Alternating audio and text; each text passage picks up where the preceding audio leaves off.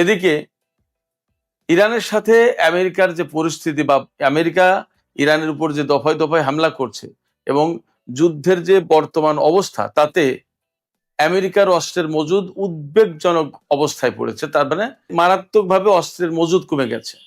একজন গবেষক বলছেন, বর্তমানে গত কয়েকদিন ধরে ইরানের সাথে যে হারে যুদ্ধ হয়েছে আমেরিকার, এই হারে যদি যুদ্ধ চলে তাহলে অল্প কিছুদিনের ভেতরেই আমেরিকার অস্ত্র ভান্ডার শেষ হয়ে যাবে। তাহলে আমেরিকা আসলে কিসের আশায়, কিসের নেশায়? সর্বপ্রথম মার্কিন প্রেসিডেন্ট ডোনাল্ড ট্রাম্প হরমুজ প্রণালী নিয়ে যে বক্তব্য দিয়েছেন, তার একটু পরীক্ষা নিরীক্ষা, ব্যবচ্ছেদ, এগুলো আমরা ঘেটে ঘুটে দেখার চেষ্টা করি।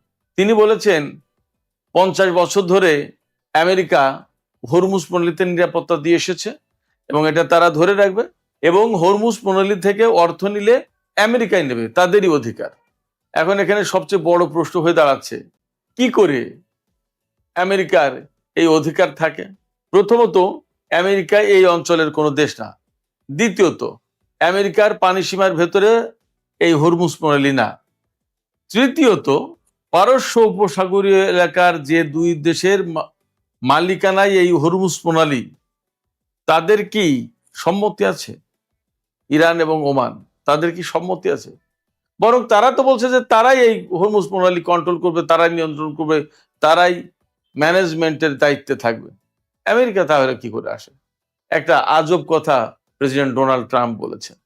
এই আজব কথা আসলে কোথায় নিয়ে যাবে মধ্যপ্রাচ্যকে, সেটা কিন্তু একটা বড় প্রশ্ন। কারণ ডোনাল্ড ট্রাম্প যদি বলে যে এটা আমেরিকার নিরাপত্তা দিয়েছে, আমেরিকা এত বছর কোনো পয়সা কড়ি নেয়নি, এখন থেকে পয়সা নেবে এবং নিরাপত্তা দেবে, তাহলে প্রশ্ন আসবে ইরানের পক্ষ থেকে এবং ওমানের পক্ষ থেকে যে আমাদের মালিকানায় যে হরমুজ প্রণালী থাকার কথা, সেই মালিকানা আমাদের না থেকে আমেরিকার হয়ে যায় কি করে, এবং আমেরিকা এখান থেকে পয়সা নেবে কি করে? আন্তর্জাতিক সমুদ্র আইন সম্পর্কে একটু কথা বলি। আন্তর্জাতিক সমুদ্র আইন কি বলছে? এই হরমুজ প্রণালী আসলে কাদের? আন্তর্জাতিক আইনে বলা হচ্ছে যে প্রতিটি দেশ তার উপকূল ভাগ থেকে 12 নটিক্যাল মাইল সামনে, অর্থাৎ সমুদ্রের ভেতরে উপকূল থেকে 12 নটিক্যাল মাইল, তার মানে 22 কিলোমিটার সামনে পাবে। হরমুজ প্রণালীর সবচেয়ে যেখানে সরু জায়গা, চিকন জায়গা, তার প্রশস্ততা, অর্থাৎ ওই জায়গাটা চওড়া 31 কিলোমিটার। এখন যদি 22 কিলোমিটার ইরানকে দিই তার উপকূল থেকে সমুদ্রের ভেতরে, আর ওমানকে যদি তার উপকূল থেকে 22 কিলোমিটার সামনে দিই সমুদ্রের ভিতরে, তো 22-22 44 কিলোমিটার হয়ে যায়। তাহলে আন্তর্জাতিক জলপথ থাকে কোন জায়গায়, আন্তর্জাতিক পানিসীমা থাকে কোন জায়গায়, যেখান দিয়ে জাহাজ চলাচল করতে পারবে? দুই দেশেরই তো পুরোপুরি পূরণ হয় না। তাহলে ধরে নিতে হবে যে যা আছে তা সমান সমান ভাগ করে নেবে। যে জায়গায় সবচেয়ে চিকন সেই জায়গায় 31 কিলোমিটার, তার অর্ধেক হচ্ছে 15.5 কিলোমিটার। ইরানের ভাগে 15.5 কিলোমিটার, ওমানের ভাগে 15.5 কিলোমিটার। তার মানে ইরান 15.5 কিলোমিটার সমুদ্রের ভিতরে আসতে পারবে এবং ওমান 15.5 কিলোমিটার সমুদ্রের ভিতরে যেতে পারবে। তাইলে তো দুই দেশের এইভাবে আসলে এইভাবে শেষ হয়ে গেল। আরো তো লাগবে, কিন্তু সেটা তো হয় না, নেই তো, ওভারল্যাপ করার জায়গা কোথায়? সে কারণেই এই 15.5 কিলোমিটার নিয়ে দুই দেশ সন্তুষ্ট থাকলো। তাহলে মাঝখানে তো আন্তর্জাতিক পানিসীমা বলতে আর কিছু থাকলো না। তাহলে কি জাহাজ চলাচল করবে না? এই জায়গায় জাতিসংঘের যে সমুদ্র আইন তা কি বলছে, ইউনিক্লজ যেটা, সেটা কি বলছে? বলছে যে এই রকম প্রেক্ষাপট, যে সমস্ত সমুদ্র সীমার বা এই রকমের প্রণালীতে, সেই জায়গায় এই আইন হবে যে এই সমুদ্র সীমা, অর্থাৎ সমুদ্রের মালিকানা হয়তো উপকূলবর্তী 2 দেশের বা 3 দেশের যে কয়টা দেশ থাকবে তাদের থাকবে, কিন্তু জাহাজ চলাচল একেবারে বিনা বাধায় জাহাজ চলাচল করতে পারবে, ফ্রি মুভমেন্ট পাবে। এখন ইরান এখানে কি বাধা দিতে চায় কিনা জাহাজে? কোন কোন জাহাজ একদম ফ্রিলি মুভমেন্ট করতে পারবে? বাণিজ্যিক জাহাজগুলো, সামরিক জাহাজ না। তো ইরান কি এখানে জাহাজকে বাধা দিতে চায় কিনা, সেটা একটা প্রশ্ন। ইরান বারবার বলছে যে যে পরিস্থিতি তৈরি হয়েছে, এবং এই হরমুজ প্রণালী যেহেতু আমাদের এলাকায়, আমাদের ভূখণ্ডে, আমাদের পানিসীমায়, সেক্ষেত্রে এখানে পরিবেশ ব্যবস্থাপনার ব্যাপার আছে। কারণ প্রতিদিন 100-র বেশি তেল এবং গ্যাসবাহী জাহাজ চলাচল করে, সারবাহী জাহাজ চলাচল করে, জাহাজ ভেড়ে প্রতিদিন অর্থাৎ ওই এলাকায় প্রতিদিন শত শত জাহাজের আনাগোনা থাকে। তো এই যে শত শত জাহাজে হাজার হাজার নাবিক, ক্রু, কাপ্তান, আরো কত কিছু, তাদের খাওয়া দাওয়া, মলমূত্র ত্যাগ থেকে শুরু করে বহু কিছু। আবার তেল গ্যাস পরিবহন করতে গেলে সেখান থেকে কিছু না কিছু চুইয়ে সমুদ্রের ভিতরে পড়ে। সবকিছু মিলে এই অঞ্চলের অর্থাৎ ইরান এবং ওমানের উপকূলের যে পরিবেশ, সেই পরিবেশটা বিঘ্নিত হয়, মারাত্মক রকমের ক্ষতিগ্রস্ত হয়। এতদিন ইরান এবং ওমান এটা ভাবিনি, এখন ভাববে। এখান থেকে এমন একটা ফি তুলতে হবে যে ফি দিয়ে এই হরমুজ প্রণালী এলাকার পরিবেশ, নৌ চলাচলের নিরাপত্তা ইত্যাদি ইত্যাদি ম্যানেজ করা যায়। ইরান এই কথা বলছে। এখন এই রকম কথা কেন বলতে বাধ্য হচ্ছে বা কেন বলা বলি হলো, সেটা হচ্ছে এই যে এই হরমুজ প্রণালীকে কেন্দ্র করে, হরমুজ প্রণালীকে ব্যবহার করে আমেরিকা কিন্তু আপনার বাহরাইনে তার ৫ম নৌবহরের ঘাঁটি গড়ে তুলেছে। ব্রিটেনের বড় রকমের সামরিক উপস্থিতি আছে, ফ্রান্সের আছে।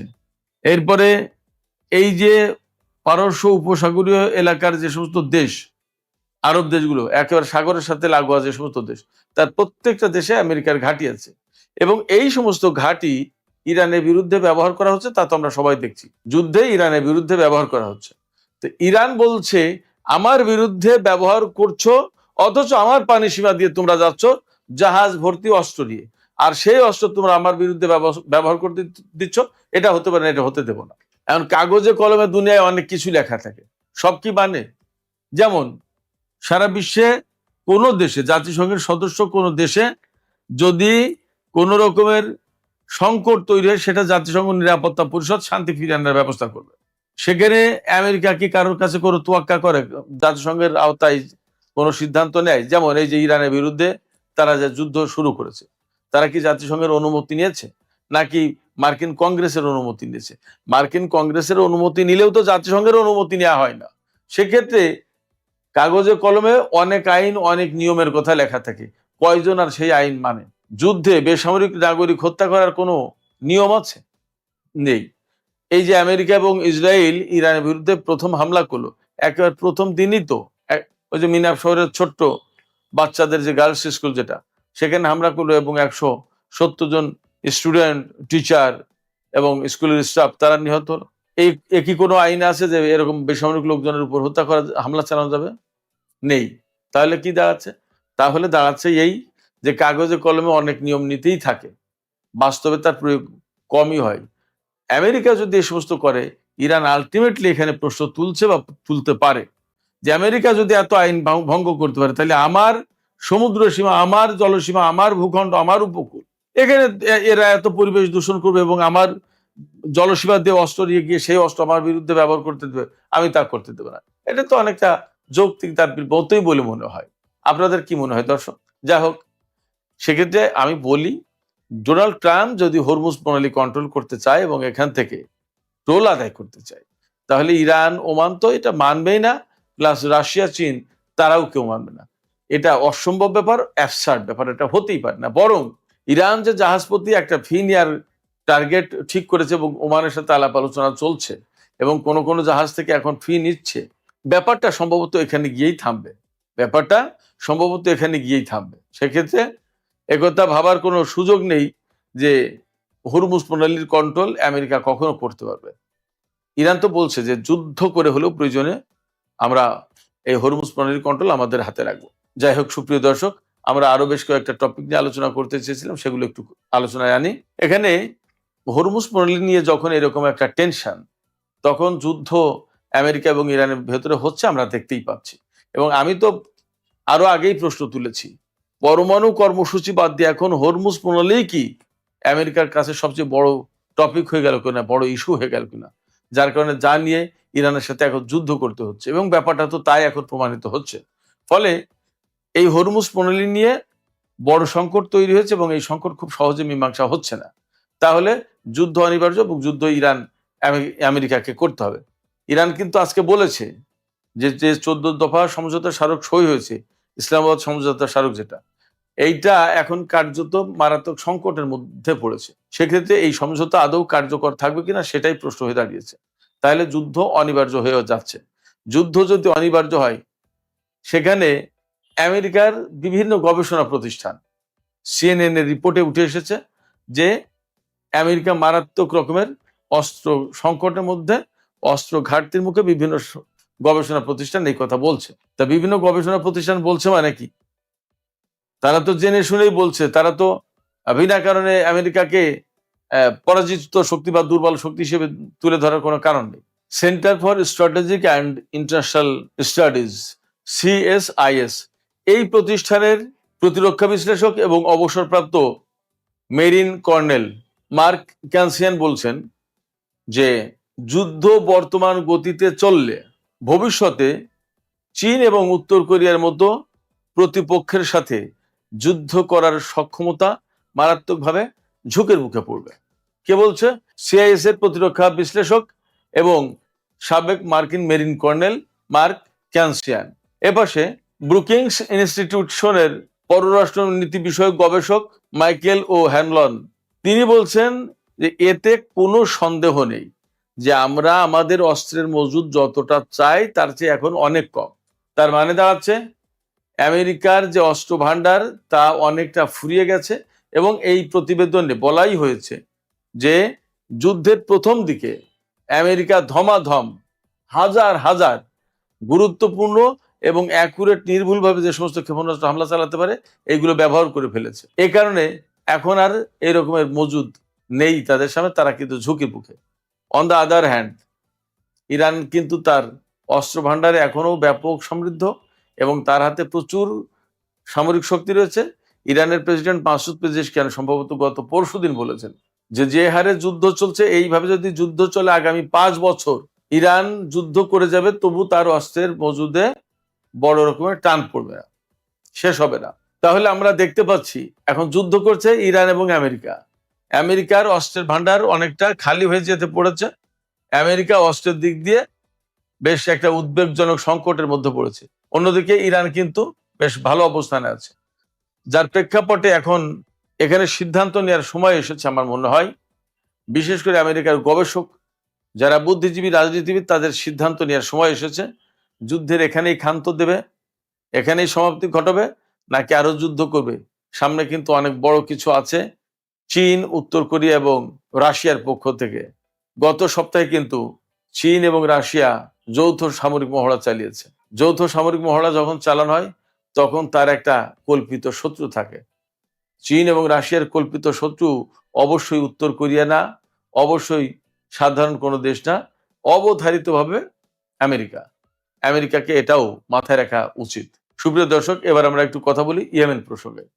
ইয়েমেনের রাজধানী সানার বিমানবন্দরে আজকে সৌদি আরবের পক্ষ থেকে বোমা বর্ষণ করা হয়েছে, বিমান হামলা চালানো হয়েছে। কেন? যাতে ইরানের বিমান নামতে না পারে।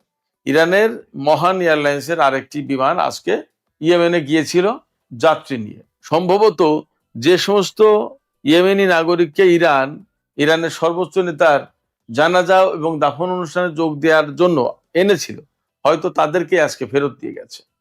তো এই বিমান যখন গেছে ইয়েমেনের আকাশে, তখন সৌদি আরবের পক্ষ থেকে রাজধানীর সানার আন্তর্জাতিক বিমানবন্দরে বোমা বর্ষণ করা হয়েছে যাতে বিমানটি না নামতে পারে। এই বিমানটি পরে হোদাইদা বিমানবন্দরে নেমেছে এবং যেভাবে নেমেছে সেখানে আর কিছু করতে পারেনি। তার মানে দাঁড়াচ্ছে ইরান অনেকটা জোর করে বা নিজের ইচ্ছা মতো ইয়েমেনের উপরে যে আকাশ অবরোধ দেওয়া ছিল সেই অবরোধ ভেঙে দিল। এটা কিন্তু প্রায় 1 যুগ আগের কথা। তো এটা ইয়েমেনের জন্য এই মুহূর্তে অনেক বড় ঘটনা। কিন্তু ভিন্ন প্রশ্ন আছে এখানে। সৌদি আরব যে সানা বিমানবন্দরের উপর হামলা চালিয়েছে, এই হামলার পর ইয়েমেনের হুতি সরকার সমর্থিত যে সামরিক বাহিনী, তারা বলেছে সৌদি আরব এই হামলার মধ্য দিয়ে মূলত 2 দেশের মধ্যকার যুদ্ধবিরতি ভেঙে দিয়েছে। ইয়েমেন এবং সৌদি আরবের ভেতরে যে যুদ্ধবিরতি আছে সেইটা কার্যত ভেঙে দিয়েছে। এখন আমরাও আর ওই যুদ্ধবিরতি মানতে বাধ্য নই, আমরা এখন সৌদি আরবের বিরুদ্ধে ব্যবস্থা নেব।